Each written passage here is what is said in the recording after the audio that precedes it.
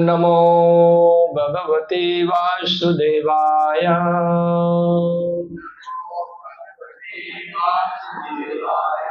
ओम नमो भगवते वासुदेवाय।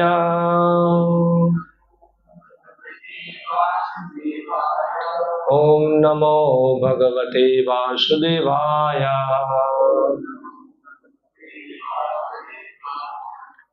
श्रीमद् भगवद गीता यथारूप अध्याय 1 श्लोक संख्या 39 मेरे पीछे दोहराइए। कुलक्षये प्रणाशन्ति कुलधर्मः सनातनः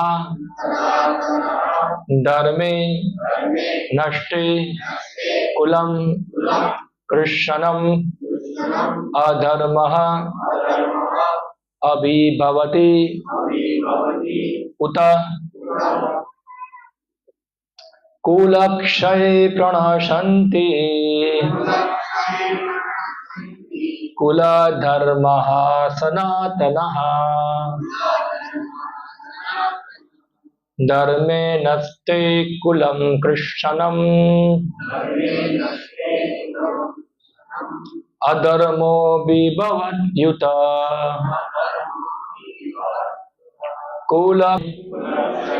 कुल का नाश होने पर प्रणश्यन्ति विनष्ट हो जाती है। कुल धर्म पारिवारिक परंपराएं सनातनः शाश्वत धर्मे धर्म नष्टे नष्ट होने पर कुलम कुल को कृष्णम संपूर्ण अधर्म अधर्म अभिभवति बदल देता है। उत कहा जाता है। अनुवाद एवं तात्पर्य कृष्ण कृपा मूर्ति अभय चरणारविंद भक्ति वेदांत स्वामी श्रील प्रभुपाद जी के द्वारा। कुल का नाश होने पर संपूर्ण सनातन कुल परंपरा नष्ट हो जाती है और इस तरह शेष कुल भी अधर्म में प्रवृत्त हो जाता है। तात्पर्य वर्णाश्रम व्यवस्था में धार्मिक परंपराओं के अनेक नियम हैं जिनकी सहायता से परिवार के सदस्य ठीक से उन्नति करके आध्यात्मिक मूल्यों की उपलब्धि कर सकते हैं। परिवार में जन्म से लेकर मृत्यु तक के सारे संस्कारों के लिए वयोवृद्ध लोग उत्तरदायी होते हैं, किंतु इन वयोवृद्ध की मृत्यु के पश्चात संस्कार संबंधी पारिवारिक परंपराएं रुक जाती है और परिवार के जो तरुण सदस्य बचे रहते हैं वे अधर्ममय व्यसनों में प्रवृत्त होने से मुक्ति लाभ से वंचित रह सकते हैं। अतः किसी भी कारणवश परिवार के वयोवृद्ध का वध नहीं होना चाहिए। ओम ज्ञानतिमिरन्धस्य ज्ञानञ्जनशलाकया चक्षुरुन्मिलितं येन तस्मै श्री गुरुवे नमः। श्री चैतन्य मनोभीष्टं स्थापितं येन भूतले स्वयं रूपः कदा मह्यं ददाति स्वपदान्तिकम्। वन्देऽहं श्रीगुरो श्रीयुतपदकमलं श्रीगुरुन् वैष्णवांश्च श्रीरूपं साग्रजातं सहगण रघुनाथान्वितं तं सजीवं साद्वैतं सावधूतं परिजनसहितं कृष्ण चैतन्यदेवं श्री राधा कृष्ण पादान् सहगण ललिता श्री विशाखान्वितांश्च श्री कृष्ण चैतन्य प्रभु नित्यानंद श्री अद्वैत गदाधर श्रीवासादि गौर भक्तवृंद। हरे कृष्णा कृष्णा कृष्णा हरे हरे, हरे राम राम राम हरे हरे। हरे कृष्णा। तो अर्जुन जो है भगवान कृष्ण के साथ युद्ध के भयंकर परिणामों की चर्चा कर रहे हैं। अर्जुन पहले बताया क्या युद्ध करने से फायदा, भले वो लोग राज्य रख दें कोई बात नहीं चलेगा, फिर अर्जुन बताते कि पाप क्यों करें हम लोग, क्यों हमारे संबंधी जनों के साथ आताताई जैसा बर्ताव करें, छोड़ दो उनको, स्वजन है सब लोग। अभी अर्जुन और एक कारण बता रहे हैं जो युद्ध का भयंकर आएगा। ये सभी कारणों में एक कारण थोड़ा ज्यादा विचलित करने वाला कारण है। तो अर्जुन का कहना है कि युद्ध के अंदर हमारे पक्ष में भी लोग मरेंगे, सामने के पक्ष में भी लोग मरेंगे, दोनों जगह पे मृत्यु तो होगी। और इस जितने भी युद्ध करने वाले क्षत्रिय राजा है, सभी अपने कुलों के अंदर, अपने परिवार के अंदर ज्येष्ठ व्यक्ति है। और अगर ये लोग मर जाते हैं युद्ध के अंदर, तो क्या हो जाएगा कि एक जो कुल परंपराएं हैं, कुल परंपरा यानी कि जो सनातन धर्म की जो अलग अलग विधि निषेध जो है, जो व्यक्ति कुल में पालन करता है, धर्म पालन करते हैं, ये सब परंपराएं पालन कराने वाला कोई रहेगा नहीं। और इस प्रकार जो बाकी जो लोग हैं वो अधर्म में प्रवृत्त हो जाता है। अभी जो ये आज का जो श्लोक है, ये आज के संबंध में बहुत यानी कि बहुत महत्वपूर्ण है। आज जो आधुनिक समस्या जो है, आधुनिक समय के अंदर हम देख रहे हैं कि फैमिली जो बॉन्डेज है, पारिवारिक जो जोड़ान है, वो धीरे धीरे क्या हो रहा है, वो कम हो रहा है। यानी कि पारिवारिक जीवनों में शांति नहीं है, ना तो पति पत्नी में, ना तो पत्नी और सास में, सास बहू फलाना दिखना, जो भी है, भाई भाई है, बहन बहन है, या तो भाई बहन है, सब अलग अलग लोग हैं। ये पारिवारिक संबंध जो है वो क्या है, बहुत बिगड़ रहे हैं। और परिवार के लोग जो थे धीरे धीरे ऐसे काम में प्रवृत्त हुए हैं जो काम निंदनीय है। और हम देख रहे हैं क्या परिवार टूट रहा है पूरा। पहले जॉइंट फैमिली था, अभी क्या है, टूटा हुआ परिवार यानी कि न्यूक्लियर फैमिली है। हाँ, हम दो, हमारे एक, दो भी नहीं अभी तो एक, और एक भी नहीं आज तो, हम दो, हमारा एक कुत्ता, कुत्ता रख लेके घर के अंदर, ये होता है।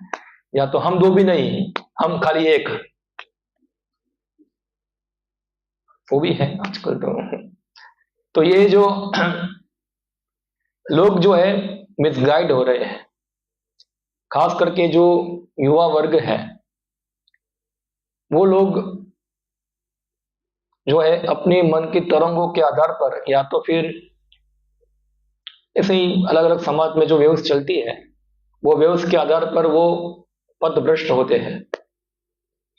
तो ये समस्या आती है। अब देखिए कितना कितना बड़ा बड़ा सॉलिड समाज में समस्या आ रही है।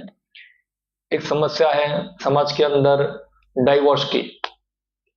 हाँ, तो पहले प्राचीन भारत में तो ये शब्द नहीं है डाइवोर्स। हाँ, शादी हो गया मीन्स हो गया, फिर कोई डाइवोर्स जैसा कुछ नहीं था, बस पूरा जीवन पति के साथ रहना होता है। डाइवोर्स, फिर सास बहू का जमता नहीं है,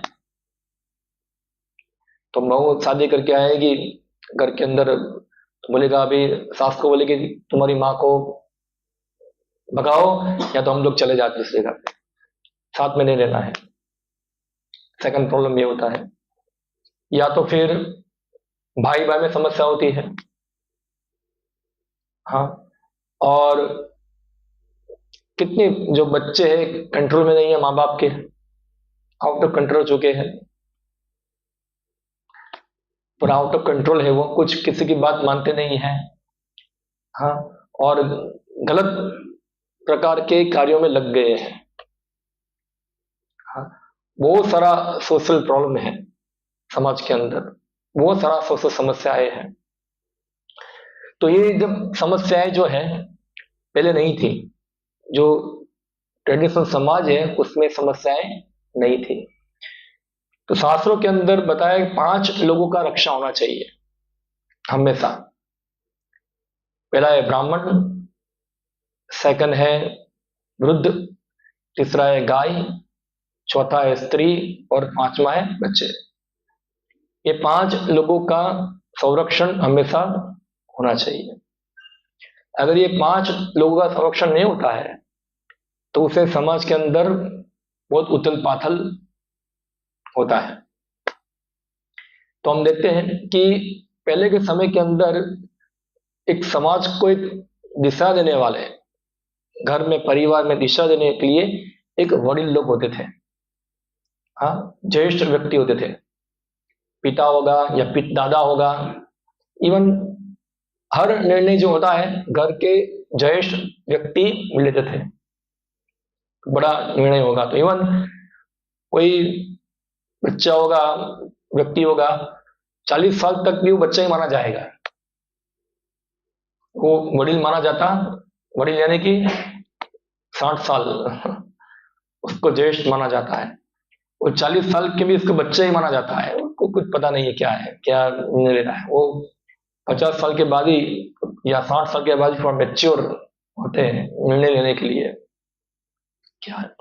तो अर्जुन का कहना है कि सब वडील मर जाएंगे तो घर के अंदर कोई गाइड करने वाला रहेगा, कोई कंट्रोल रहेगा नहीं।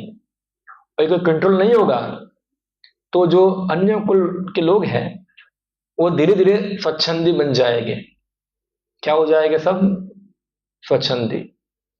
और इस प्रकार पूरा शेष कुल जो है स्वच्छंदी बनने से इसमें गिर जाएगा, वो अधर्म के अंदर।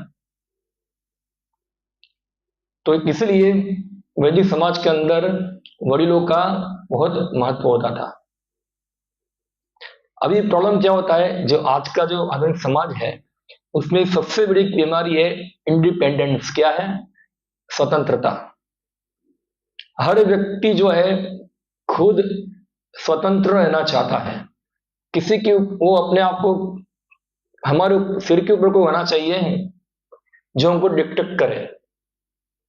मगर जो वैदिक समाज है उसके अंदर हमेशा व्यक्ति स्वेच्छा से अपने आप को किसी के ना किसी के अंडर होते थे, हाँ। तो कोई इंडिपेंडेंस नहीं था, ऐसा स्वच्छंदचारी नहीं था, जो मन में आया वो निर्णय खुद कर लिया, हाँ।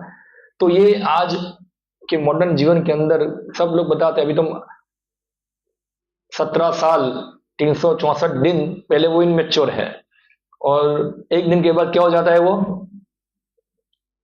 मैच्योर। 18 साल में क्या हो जाता है वो कल एक दिन में मैच्योर हो जाएगा वो 17 साल 364 दिन में क्या होगा? वो पहले नाबालिग था, अब एक दिन हो गया क्या हो गया? वो मैच्योर। ऐसा होता है नहीं। तो ये जो लाइन बनाई है 18 साल की, वो कोई प्रॉपर लाइन नहीं है मैच्योरिटी की। यानी कि 18 साल के बाद हर व्यक्ति अपना खुद निर्णय ले सकता है, उसके ऊपर कोई थोप सकता नहीं, ऐसा नहीं है। पहले कोई इंडिपेंडेंट नहीं थे।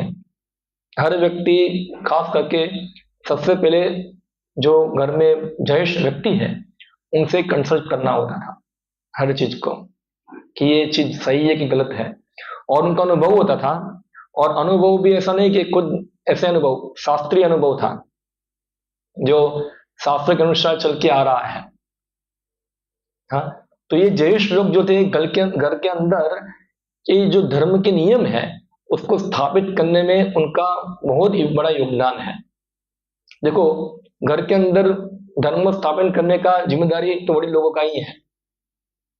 ब्राह्मण, सन्यासी इत्यादि लोग जो हो गए वो तो केवल प्रचार करेंगे, सिद्धांत को समझाएंगे, मगर व्यावहारिक रूप में, प्रैक्टिकल रूप में अगर धर्म को स्थापित करना है तो घर के अंदर कौन चाहिए?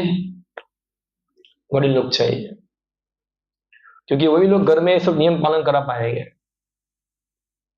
हाँ, अभी सोचो जो घर में वडील ही नहीं है तो क्या होगा फिर? कोई सिद्धांत की चर्चा होगी नहीं। तो वर्णाश्रम धर्म के अनुसार जो है बहुत सारे रूल्स हैं। हाँ, इवन अब देखो बचपन से लेकर हर बार लोगों को सीखना ही होता है, कैसे खाना खाना है, कैसे कपड़ा पहनना है, कैसे बैठना है, कैसे बात करना है। ये सब छोटी छोटी चीज जो है घर में कौन सिखाता है? ज्येष्ठ लोग सिखाएंगे।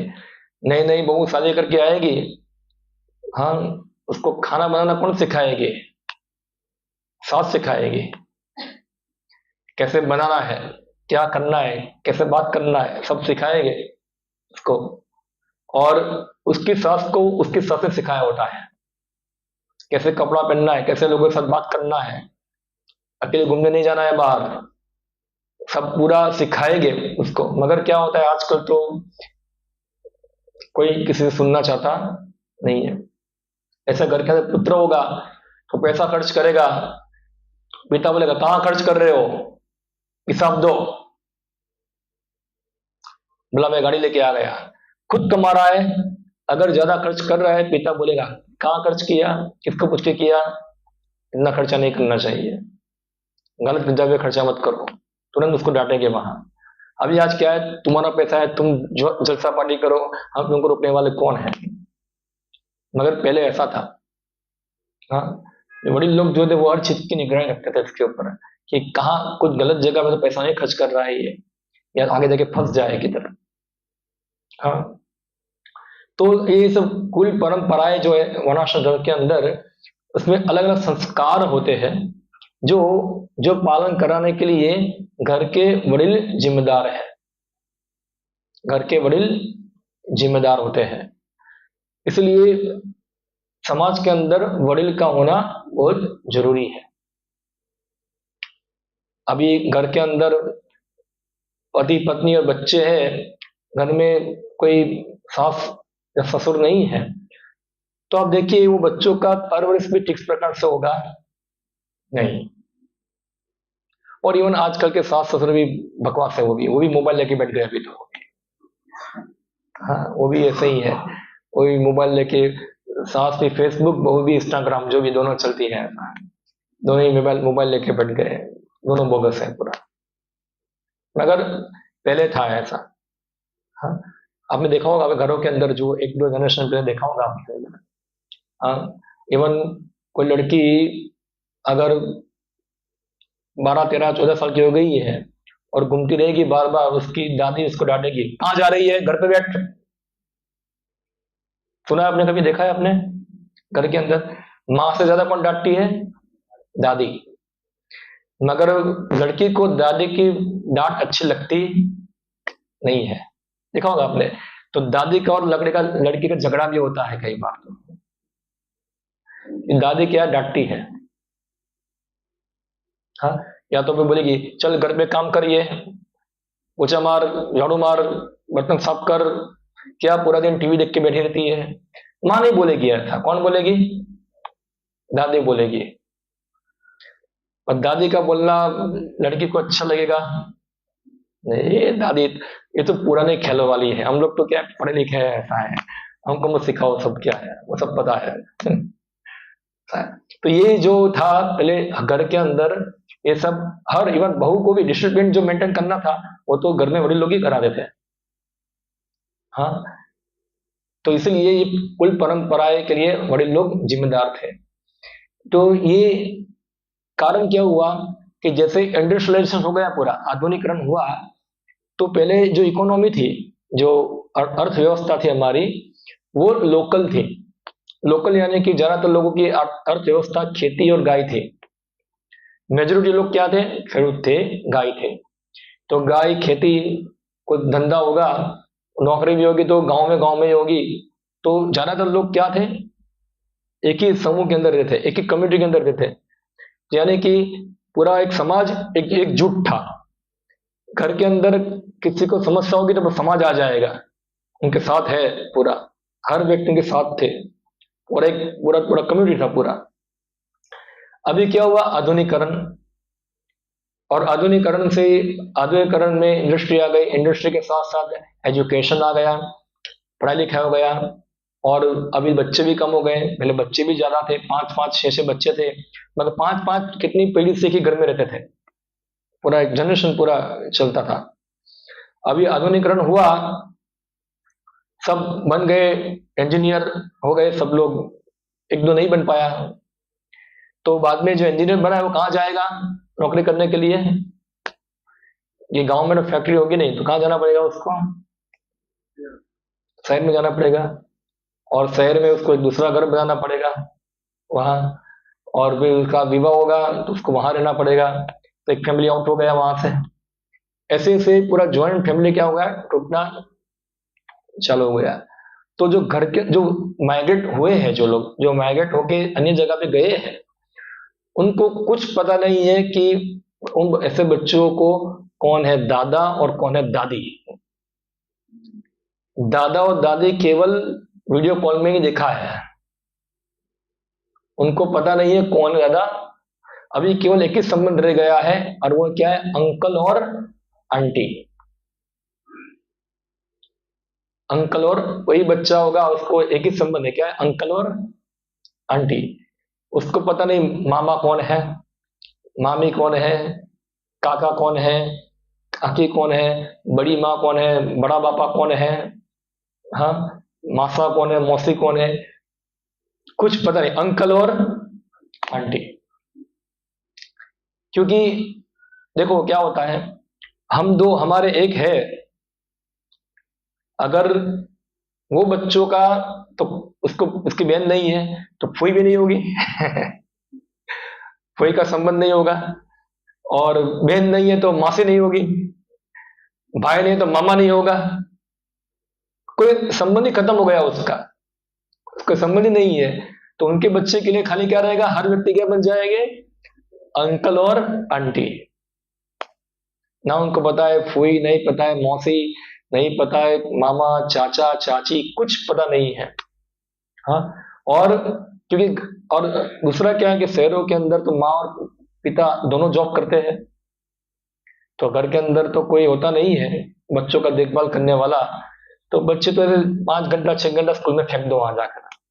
अभी तो और ये स्कूल भी आ गए, तो 12 घंटा स्कूल में बिठा के रखो वहां पड़े रहे उधर, और बाद में घर आते, तो उनका जो परवरिश होना चाहिए, उनका जो शिक्षण होना चाहिए, उनको सिखाना होना चाहिए, वो कोई सिखाने वाला कोई रहता नहीं है।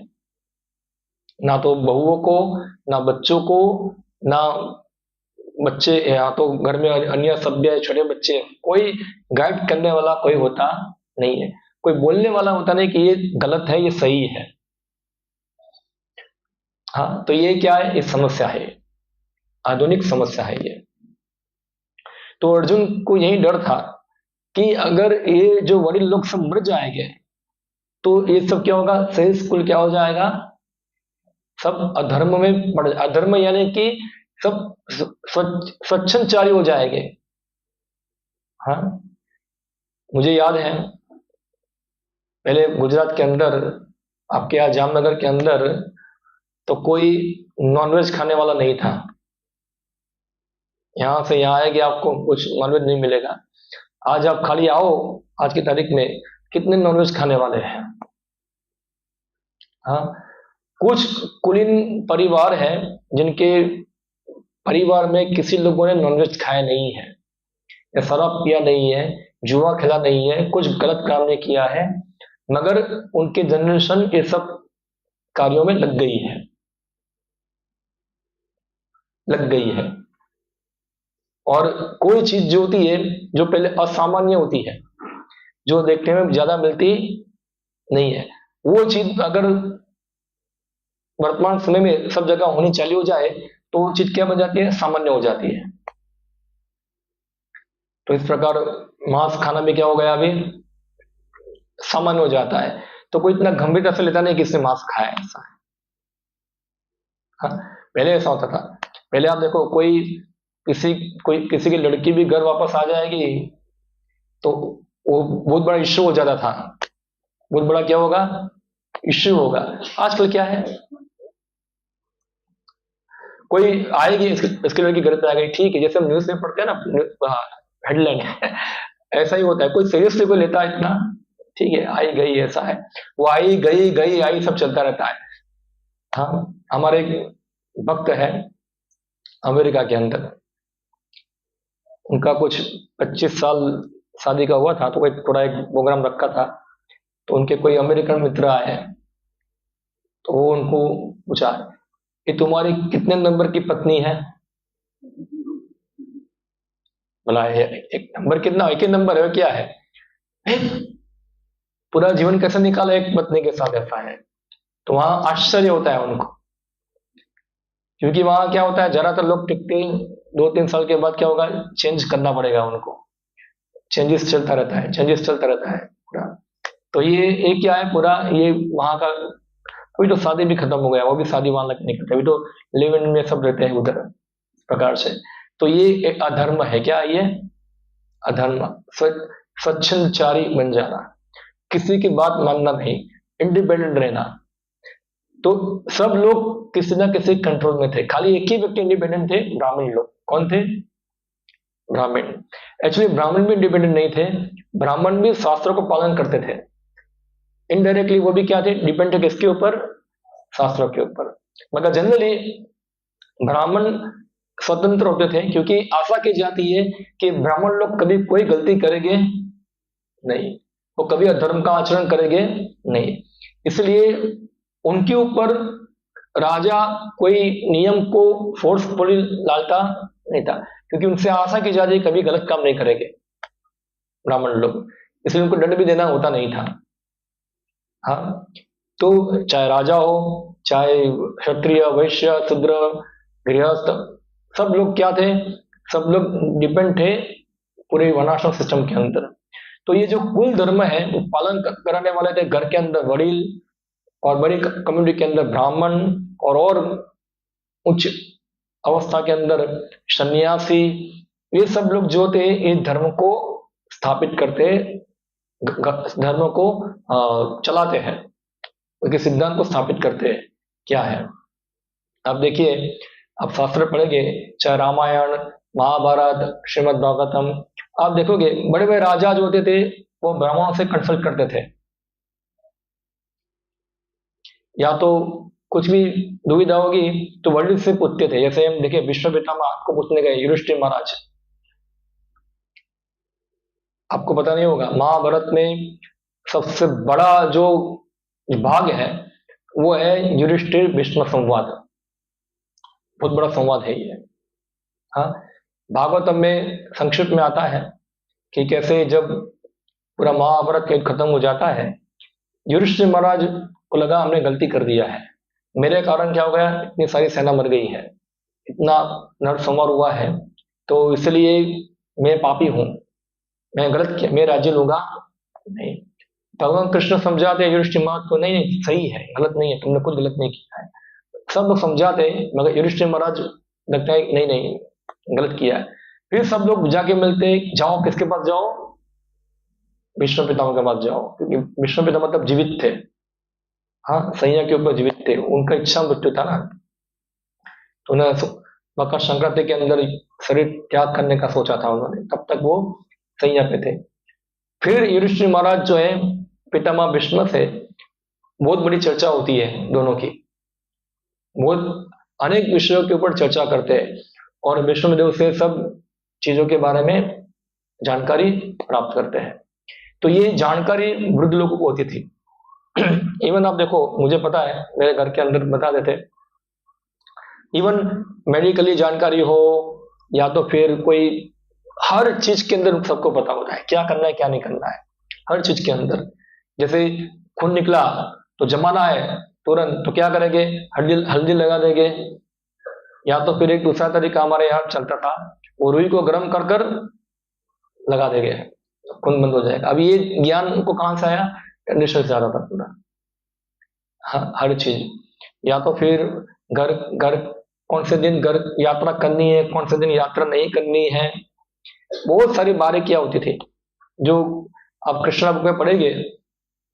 कृष्णा पुस्तक के अंदर वो पुतना जो थी वो भगवान कृष्ण को मारने के लिए आई, और मारने के बाद भगवान कृष्ण नहीं मरे, ऊपर से पुतना मर गई। सभी गोपियां जो थी तुरंत कृष्ण को लेकर क्या किया, तो गौमूत्र गोबर इस सब से क्या किया, उसको साफ किया, उसको स्नान कराया। और फिर हर गोपी को मंत्र पता था क्या क्या मंत्र बोलना है जिससे शिशु की रक्षा हो। हाँ, तो अलग अलग विष्णु मंत्र का उच्चारण हुआ। आजकल तो किसी को पता नहीं है। अब ये गोपियां तो गवार है, उनको गाय धोने के अलावा कुछ आता, वो सब मंत्र जानते थे कौन सा मंत्र बोलना, जैसे शिशु का क्या हो, रक्षा। यशोदा माता तुरंत अलग अलग गाय की पूंछ लेकर बच्चों की रक्षा करने के लिए। हाँ, तो ये सब पहले होता था। जो कई बार जो मॉडर्न के लोग हैं वो बोलते हैं सब अंधश्रद्धा है। कुछ अंधश्रद्धाएं भी थी, कुछ कुछ, सब नहीं, कुछ कुछ। वो अंधश्रद्धा भी कैसे होती है आपको बताऊं मैं क्या है, कैसे डिविजन होता है पूरा। एक बार एक लड़की की शादी थी, तो शादी थी तो एक यज्ञ हो रहा था, तो एक बिल्ली वहां गई, बिल्ली आ गई उधर, तो उसकी माँ ने क्या किया, बिल्ली को पकड़ने के लिए एक टोपला रख दिया, टोपले के अंदर बिल्ली डब्बा दिया अंदर, और फिर यज्ञ हो गया, सब कुछ हो गया। तो कुछ सालों के बाद जो लड़की की शादी हुई थी उसके घर के अंदर लड़की हुई, उसकी शादी आई अभी, तो शादी आई तो लड़के ने बोला एक चीज कमी है, एक बिल्ली टोपला चाहिए हमको, मेरी माँ ने रखा था यहाँ ऐसा है। तो ये बिना समझ कर क्या हुआ, डेविएशन हुआ। ये कुछ चीज होती है जो परंपरा के द्वारा शास्त्र के द्वारा प्रमाणित होकर आ रही थी। हाँ, जो कंसल्ट करना होता है कि ये शास्त्रीय है कि नहीं है। ऐसे उदाहरण मैं आपको दूं, आजकल की महिलाओं को पता नहीं होगा, जैसे उनका महीने के कुछ दिन तो मंदिर में नहीं जाना चाहिए। आजकल कोई घर में सिखाने वाला नहीं है, क्योंकि इनको पता नहीं है कुछ, पता नहीं है क्या क्या करेंगे, क्या है सूतक, क्या है मृतक, ये सब चीज पता होता। सब स्वच्छंदचारी हो गए सब लोग। और ऐसा टीवी में ऐड भी आता है, फ्री जियो बिंदास। मगर शास्त्र में ये नियम है, और नियम कौन पालन कराते हैं, घर के अंदर वडील लोग पालन कराते हैं। बोला नहीं ऐसा रहो ऐसा रहो ऐसा रहो, सब सिखाते हैं चीज को। तो ये सब धार्मिक परंपराएं पालन करने की जिम्मेदारी वडील लोगों को होती थी। अभी वडील की बात तो बच्चे मानेंगे नहीं, तो इसलिए क्या होता, अधर्म घुसेगा। अभी ये अधर्म के परिणाम क्या आएंगे वो बताते हैं अर्जुन नेक्स्ट श्लोक के अंदर, वहां मैं पढ़ता हूं। अधर्म विभवात कृष्ण ददुषंति कुल स्त्रिय स्त्रीषु दुष्टासु वार्ष्णेय जायते वर्ण शंकर। तो सब स्वच्छंदचारी हो जाएंगे, तो ये अधर्म सबसे बड़ा प्रभाव किसके ऊपर डालेगा, वो स्त्रियों के ऊपर। कुल स्त्रिय, दो प्रकार के स्त्री होते, कुलीन अकुलीन। कुल स्त्री यानी कि जो अच्छी फैमिली से आती है, अच्छे परिवार से आती है, उसको कुल स्त्री कहते हैं। मगर अगर घर में अधर्म घुस गया तो कुल स्त्री क्या होगी, वो अधर्म में लिप्त हो जाएगी। स्त्रीषु दुष्टासु वार्ष्णेय जायते वर्ण शंकर। सबसे पहला प्रभाव उसके ऊपर होगा, स्त्रियों के ऊपर। और फिर ऐसी स्त्रियां जो होगी दुष्टासु, दूषित हो जाएगी, तो उनसे जो पॉपुलेशन जो आएगी, जो प्रजा आएगी, वो सब क्या होंगे, वर्ण शंकर। यानी कि कोई भी समाज के अंदर शांति आध्यात्मिक मूल्य के लिए एक अच्छी पॉपुलेशन होना बहुत जरूरी है, और एक अच्छी संतति होना ये एक बहुत बड़ा विज्ञान है। बहुत बड़ा क्या है, विज्ञान है। ऐसे कोई बाई चांस कोई प्रोजनी, कोई बच्चे पैदा होते नहीं है, पूरा साइंस है ये, पूरा ये। तो यह शास्त्र बताते हैं। हाँ, प्रभुपाद जी लिखते हैं यहाँ, जीवन में शांति सुख तथा आध्यात्मिक उन्नति का मुख्य सिद्धांत मानव समाज में अच्छी संतानों का होना है। अच्छी संतान यानी कि आज्ञाकारी संतान। क्या है, आज्ञाकारी। गांव देखो, दो प्रकार के नेचर वाले होते हैं, एक होते हैं देवी और एक होते हैं आसुरी। आप आपकी जन्म कुंडली पढ़ेंगे, जन्म कुंडली में लिखा होता है कौन देवी गुण है, कौन आसुरी गुण है, मनुष्य क्या है, सब गण आएगी अलग अलग। तो आसुरी गुण, देवी गुण यानी कि उसका पूर्व जीवन जो है वो क्या है, बहुत पुण्यशाली है, पुण्यमय जीवन है। तो उसका स्वभाव, उसका व्यवहार जो होगा वो पूरा क्या होगा, बहुत धर्म अनुकूल होगा। क्या होगा, धर्म अनुकूल होगा। और आसुरी स्वभाव वाले होंगे, बचपन से ही आसुरी लक्षण प्रकट करना चालू कर देंगे, उनका स्वभाव, उसका वर्तन पूरा आसुरी होगा। हाँ, तो ये लक्षण दिखते हैं बचपन से। तो गुरुपा जी बताते हैं कि इसके लिए क्या चाहिए, अच्छी पॉपुलेशन। जैसे कोई चीज बताए वो मान ले। हम देखते हैं भागवतम के अंदर, वो दक्ष प्रजापति के पहले 1000 बच्चे थे, 10,000 बच्चे, सब 10,000 बच्चे बहुत अच्छे थे, बहुत बढ़िया थे, और नारद मुनि की बात मानकर वो सब भक्त बन गए। हाँ, नो डाउट बाप थोड़ा भौतिकवादी था, मगर दक्ष तो सामान्य व्यक्ति नहीं, पुण्यशाली व्यक्ति है। तो यानी कि कम से कम एक अच्छी, दक्ष प्रजापति का काम क्या है, प्रजा उत्पन्न करना, वो उनका मुख्य कार्य यही है, अच्छी प्रजाओं को उत्पन्न करना। तो अच्छी प्रजा उसने उत्पन्न की थी, तो अच्छी प्रजा को नारद मुनि ने क्या भेज दिया, भगवत धाम। हाँ, और फिर नेक्स्ट विश्व लौट आया पूरा, कोई भेज दिया। तो ये एक अच्छी संतति समाज में होना बहुत जरूरी है। तो वर्णाश्रम धर्म के नियम इस प्रकार बनाए गए थे कि राज्य तथा जाति के आध्यात्मिक उन्नति के लिए समाज में अच्छी संतान उत्पन्न हो। तो जो वर्णाश्रम धर्म के रूल है, रूल के अंदर संस्कार आते हैं। तो ये संस्कार जो होते हैं हमारे, खास करके वर्णाश्रम धर्म के अंदर 10 या 16, 10 में यानी कि बाकी 26 में आ जाएंगे संस्कार होते। इसमें शुरुआत होती है गर्भधारण संस्कार से लेकर अंत्येष्टि संस्कार तक होता है, वहां तक ये संस्कार चलता है पूरा। आजकल लोगों को पता नहीं है क्या है संस्कार। गर्भाधान, उसके बाद 3 महीने का शिशु होगा, उसके बाद वो एक संस्कार होता है, फिर सीमंत मणि संस्कार होता है, फिर बच्चा पैदा होता है, उसके नाड़ काटते हैं, जातक करना संस्कार होता है, फिर 2-3 के बाद, 3 दिन के बाद अलग कितने सारे संस्कार होते हैं। थोड़ा बड़ा होगा, उसका कान निच्छेद करना होता है, कर्णवेद संस्कार होगा, उससे पहले नामकरण संस्कार होगा। हाँ, और आगे जाएगा कितने अलग अलग संस्कार, पढ़ाई करने जाएगा तो फिर उसका योग्य कोई संस्कार होता है। ये सब संस्कार चलते चलते विवाह संस्कार होता है, और अंत में क्या होगा, अंत्येष्टि संस्कार होता है जब मर जाता है तब। तो ये सब संस्कार पालन कराने होते हैं। अब ये संस्कार को कौन याद कराएगा, वडील लोग। हाँ, तो इसमें ये जो चीज है, तो ये संस्कार पालन कराने में अच्छे संतान के लिए यहाँ लिखा है, स्त्रियों का चरित्र यानी कि उसका सतीत्व, उसके ऊपर निर्भर करती है अच्छी संतान है, गुड पॉपुलेशन।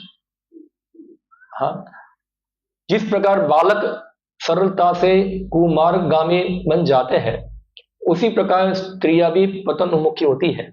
अतः बालकों तथा स्त्रियों दोनों को ही समाज के वयोवृद्ध का रक्षण आवश्यक है। स्त्रियां तो ये बताए उनका रक्षा होना। अब ये जो चीज पढ़ेगी कई बार हम लोग, और हमको स्कूल में पढ़ाया भी जाता है कि जो भारत का जो हिंदू धर्म है, सनातन धर्म है, वो स्त्रियों शूद्रों के प्रति क्या है, ज्यादा कठोर है, उनके ऊपर ज्यादा पाबंदी लगाई गई। जैसे हम देखते हैं आजकल इस्लाम के अंदर भी होता है। तो खासकर जो वेस्टर्न लोग हैं, वेस्टर्न कंट्री से, वो चाहती है हमेशा जो गल्फ कंट्री के अंदर जितने भी इस्लाम धर्म को फॉलो करने वाले हैं, उसमें सभी स्त्रियों को मुक्ति कराना, बुर्का से मुक्त करो, या उनको भी इक्वल राइट दो, उनको भी ड्राइविंग लाइसेंस दो, होता है सब, वोटिंग अधिकार दो, सब चलता है उधर। वो लोग चाहते हैं, वेस्ट वाले चाहते हैं कि गल्फ में भी ऐसा हो वहां। मगर जो वैदिक संस्कृति है, इसमें सबके अलग अलग धर्म होते थे। क्या है, सबका अलग अलग धर्म होता है। और हर धर्म, जैसे आप देखो एक मशीन है पूरा, एक मशीन के अंदर क्या होता है, सब अलग अलग पार्ट्स होते हैं, स्क्रू होगा, पहिया होगा, हाँ कितनी सारी चीज होगी, सब अपनी स्थिति पे अच्छी तरह से होगी तो मशीन क्या होगी, चलेगी। सोचो स्क्रू निकल गया और पहिए में घुस गया तो क्या होगा फिर, मशीन ठीक से चलेगी नहीं। तो मशीन को चलाने के लिए हर आइटम जो है उसका प्रॉपर जगह पे होना, प्रॉपर योगदान होना जरूरी है। तो उसी प्रकार से समाज को चलाना क्यों चलाना, पहले तो समाज को चलाना ही क्यों है, कहां ले जाना है चलाकर इसको, तो पहले तो आज के तारीख में ये पता नहीं है समाज में चलाना क्यों है और चल के कहां ले जाना है। आप जो समाज में जीते हैं वो समाज कहां जा रहा है,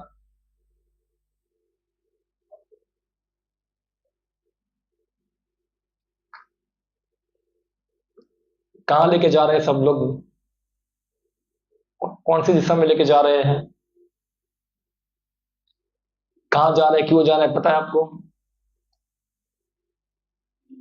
हम्म, खाओ पियो मजा करो, यही है ना।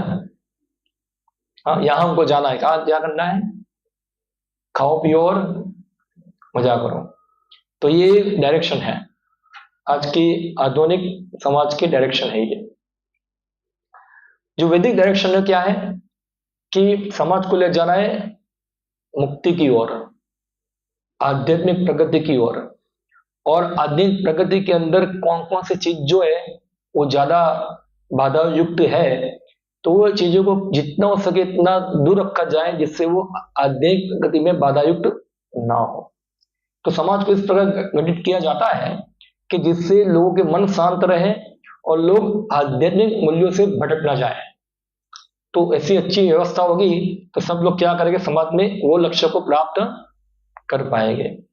मगर सोचो वो लक्ष्य से पूरी विपरीत व्यवस्था होगी तो क्या होगा फिर, सब भटक जाएंगे इधर।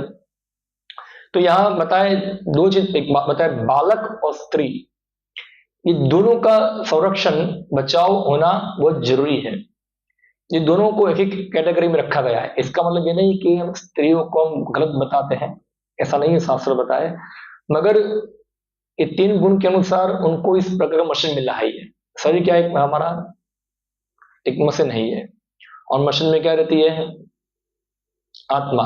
अभी किसी को मिला है BMW और किसको मिला है क्या है, ओडी, किसको मिला ट्रैक्टर, क्या करे अभी तो ट्रैक्टर चलाने वाला है वो ओडी के साथ स्पर्धा कर सकता नहीं है, करेगा ऐसा? ओडी जाएगी 140 की स्पीड के ऊपर, ट्रैक्टर वाला बोलेगा मैं भी चलाऊं, तो क्या होगा फिर भाई, उसका मशीन अलग है, इसका मशीन अलग है, दोनों का गाड़ी अलग अलग है, उसका बड़ा पहिया इसका छोटा पहिया है, दोनों की तुलना कर सकते नहीं, दोनों ही पूरा सिस्टम ही पूरा अलग है ये। तो ये जो, इसलिए समाज के अंदर अलग अलग व्यक्तियों के अलग अलग कार्य होते थे उनके स्वभाव के अनुसार। तो ट्रैक्टर वाला मशीन है वो कहाँ काम आएगा, खेती करने में। आप ओड़ी के पीछे हल लगा सकते हैं नहीं है, क्या आप सोचो मैं बड़ा खेडूत 2 करोड़ की ओड़ी गाड़ी लाके मैं खेती करूं, ऐसा है हल लगाकर पीछे, उसको पागल बोलेंगे सब लोग। हाँ, तो जहां जो चीज काम में आती है वो चीज लगाना होता है वहां। तो इसी प्रकार ये शरीर भी हमारे क्या अलग अलग शरीर है हमारे, तो शरीर के कार्य भी क्या होते हैं, उस प्रकार से कार्य भी अलग अलग होते हैं। आप हर शरीर को एक जैसा काम करा सकते नहीं है। इवन एक जाति में भी, जैसे पुरुष जाति है तो पुरुष जाति में भी सब लोग एक समान काम नहीं कर पाएंगे। उसमें क्या होता है, ब्राह्मण, क्षत्रिय, वैश्य, शूद्र, ये 4 विभाग हो जाते हैं गुणों के अनुसार। तो जो ब्राह्मण होगा वो शूद्रों के काम में फिट नहीं हो पाएगा, तो शूद्र होगा वो ब्राह्मण के काम में फिट नहीं हो पाएगा, उसको अलग अलग पोजीशन मिल जाएगी। मगर जब वो खुद की पोजीशन में रहेगा तो वो क्या होगा, ठीक से कार्य कर पाएगा अच्छी तरह से। अभी आज क्या है, सबको एक ही काम करना है। क्या करना है? जॉब। सबको जॉब ही करनी है, चाहे पुरुष हो चाहे महिला हो, सबको क्या करना है? जॉब। क्योंकि उद्देश्य क्या है समाज का? खाओ पियो मौज करो। और खाओ पियो मौज करो, उसके लिए क्या चाहिए? और पैसा कहां से आएगा? तो यही करने से आएगा। यानी कि पूरा डाइवर्ट हो गया किधर?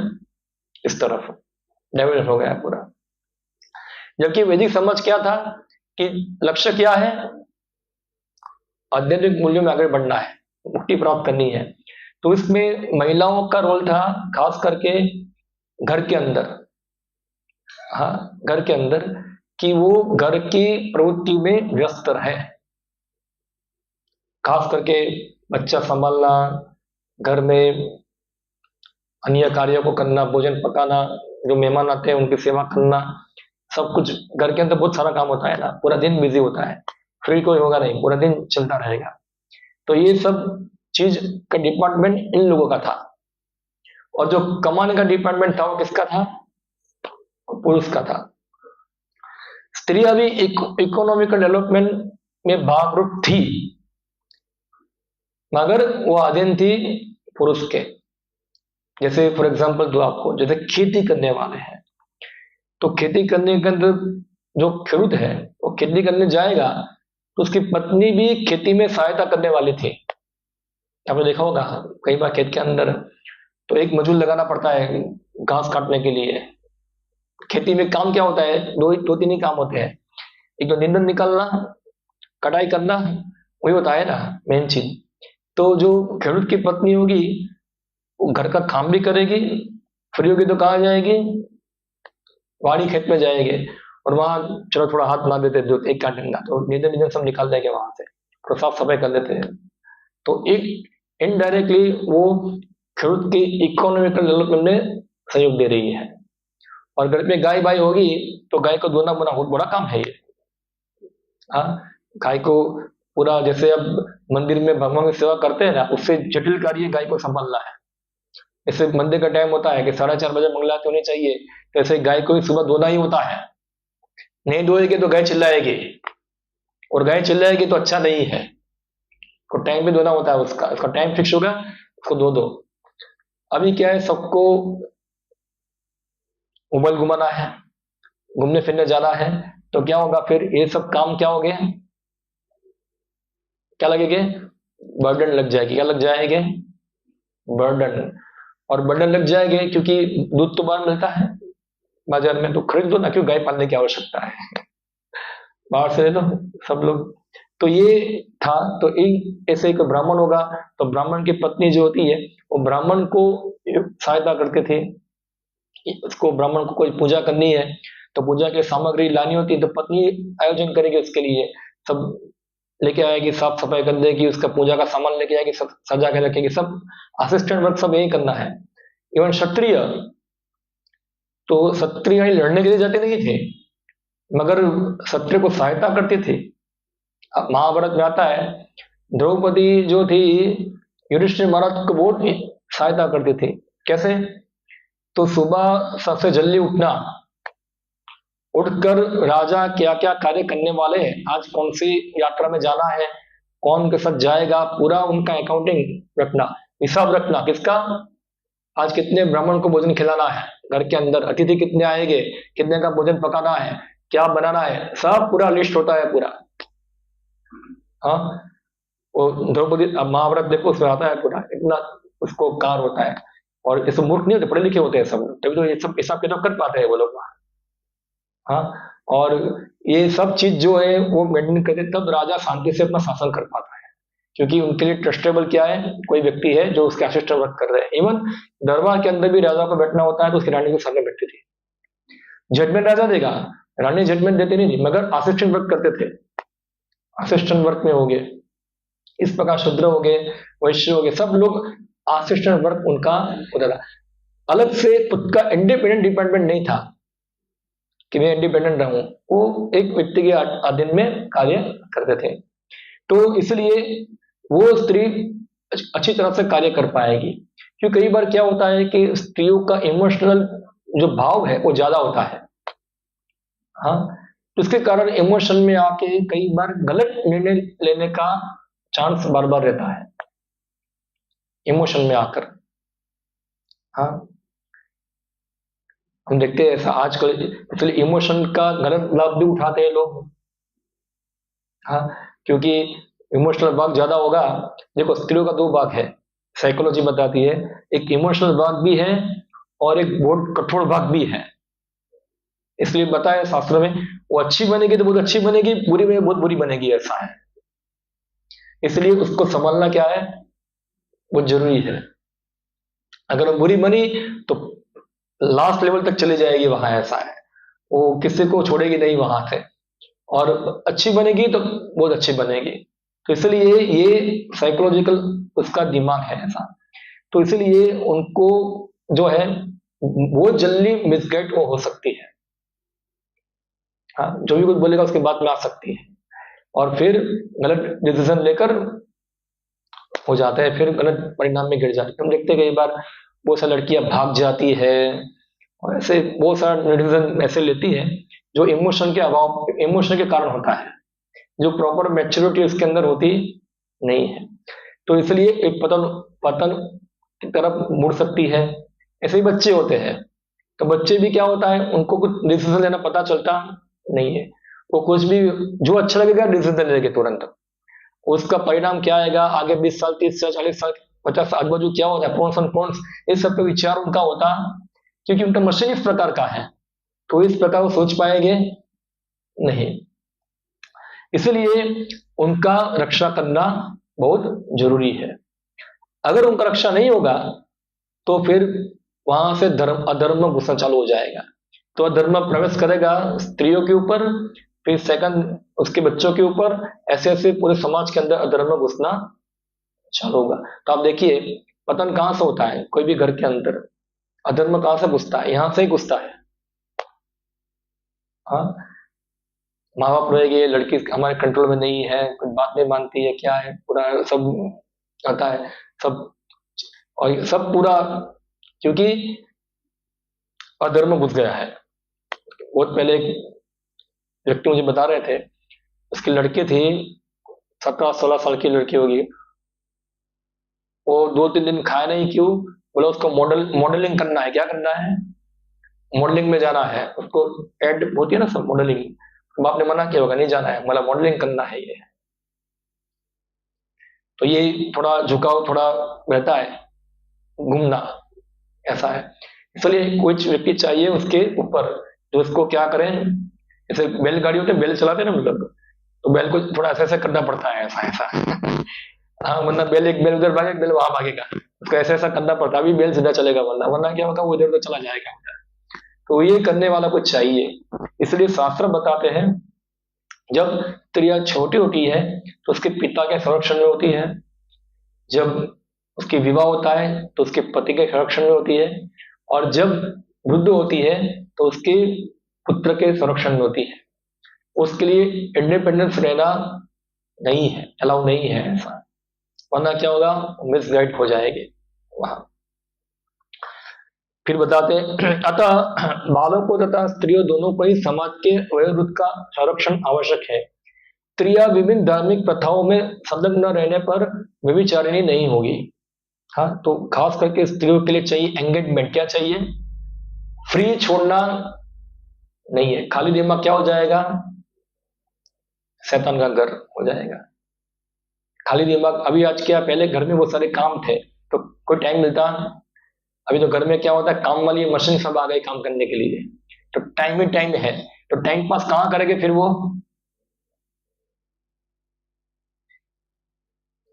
टाइम कहाँ निकालेंगे फिर, वो मन दिमाग कहाँ जाएगा फिर, क्योंकि हमारा मन तो शुद्ध नहीं है कि स्वाभाविक कृष्ण के स्वर्ण में जाएगा। हाँ, हमारा मन में कितना जन्मों से कचरा पड़ा हुआ है, तो स्वाभाविक मन कहाँ जाएगा, पाप कर्मों की ओर ही मुड़ेगा, उधर स्वाभाविक उधर जाएगा, क्योंकि अभी हमारा मन इतना प्योर नहीं है। तो फ्री टाइम होगा तो क्या करेंगे फिर, फ्री टाइम में मोबाइल घुमाएंगे, सब मोबाइल में सब उल्टा सीधा सब चालू हो जाएगा, सब देखना देखना, टीवी भी देखना, ऐसे ही, या घूमना फिरना, सब चैटिंग करना, फैटिंग करना, कितना सब चलता रहता है, पूरा पूरा दिन दिन चलाते हैं और पूरा तमोगुण में आ जाते हैं, ऐसे पूरा तमोगुण में आ जाते हैं। हाँ, क्यों? क्योंकि उनके लिए कोई एंगेजमेंट नहीं है, कोई कार्य नहीं है, कोई काम नहीं है, कोई काम धंधा नहीं है। अभी काम धंधा भी होगा तो कहाँ होगा? बाहर होगा, घर के बाहर होगा।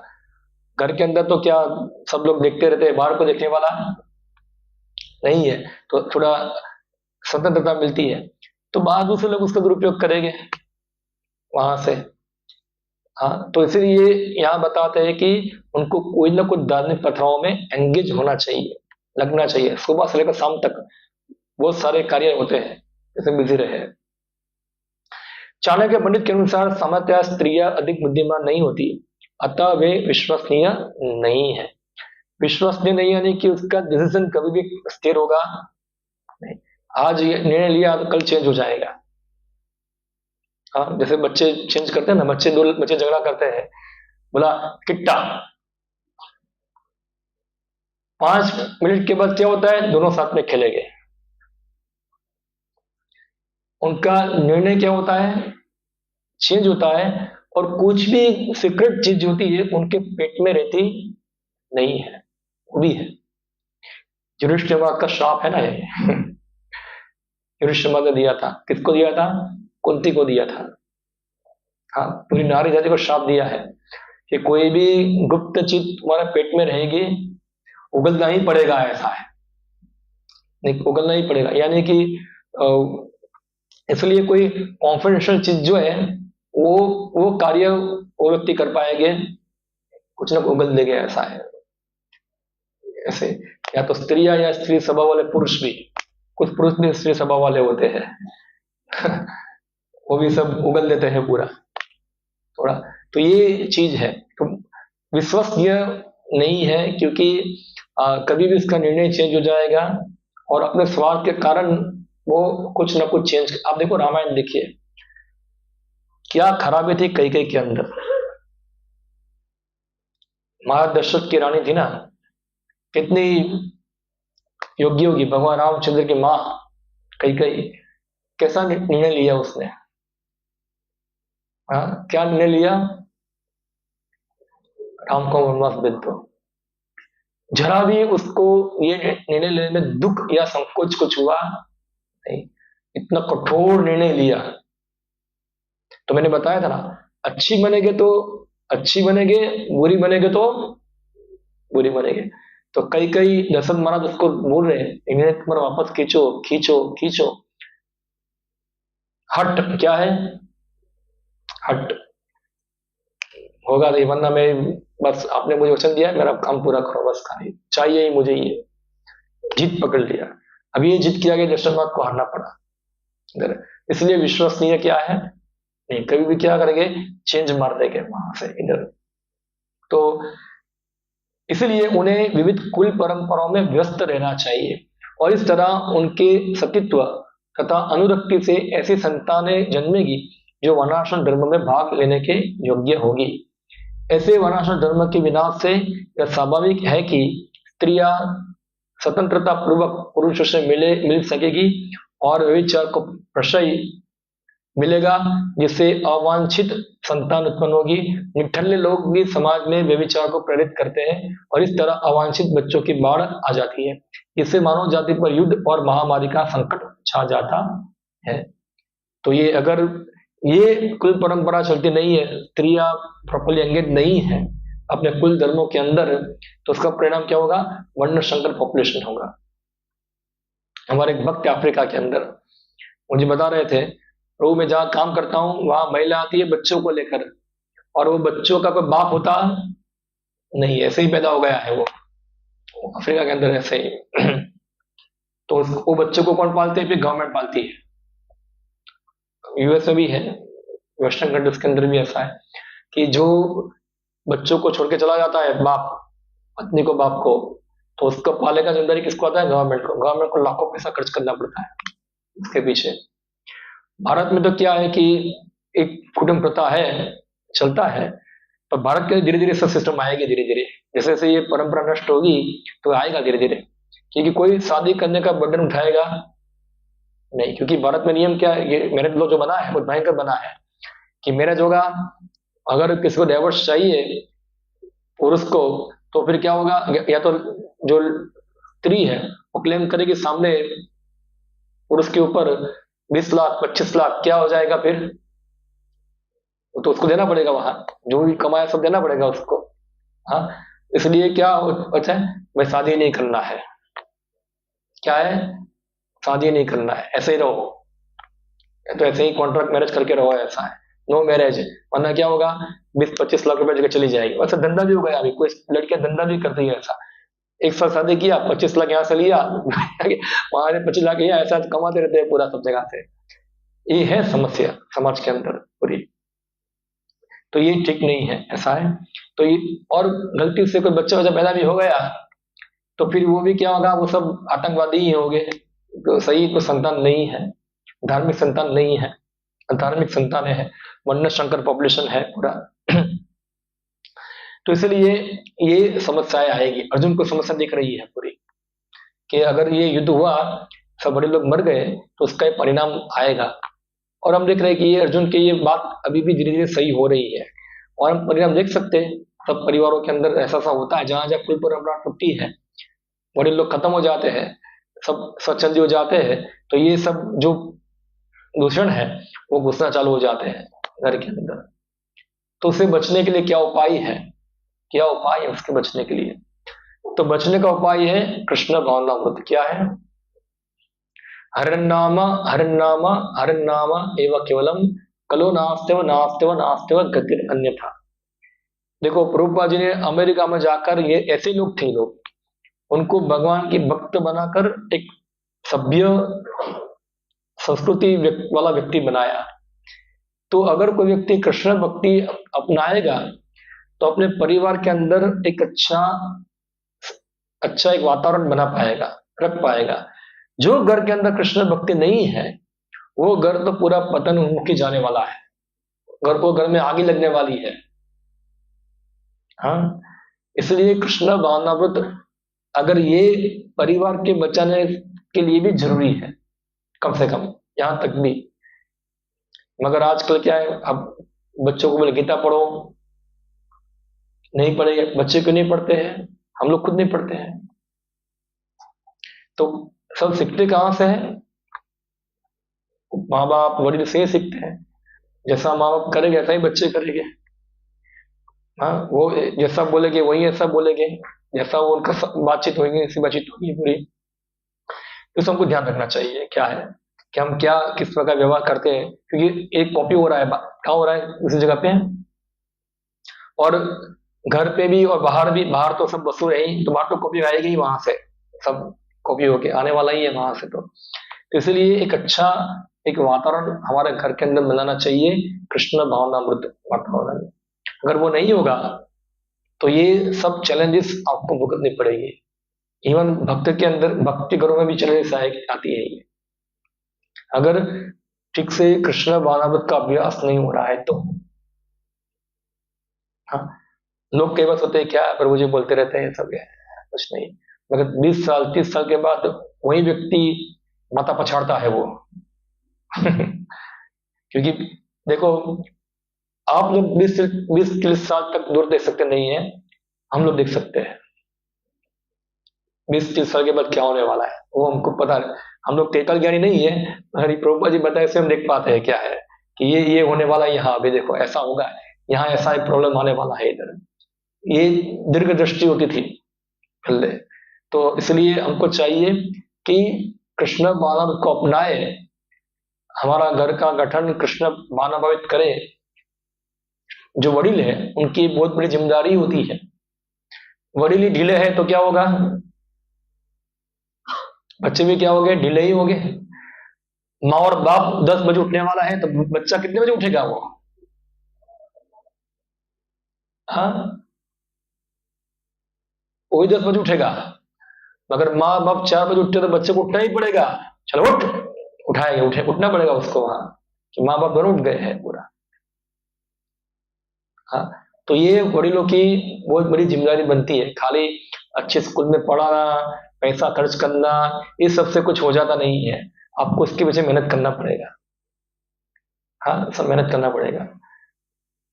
आप चाहते बड़े बड़ा, आपके अरमान है बड़े बड़े मगर हमारे अंदर होना चाहिए ना ऐसा चीज, वो नहीं है तो कैसे होगा ये चीज। तो इसलिए ये सब होना बहुत जरूरी है। ओके, हरे कृष्णा।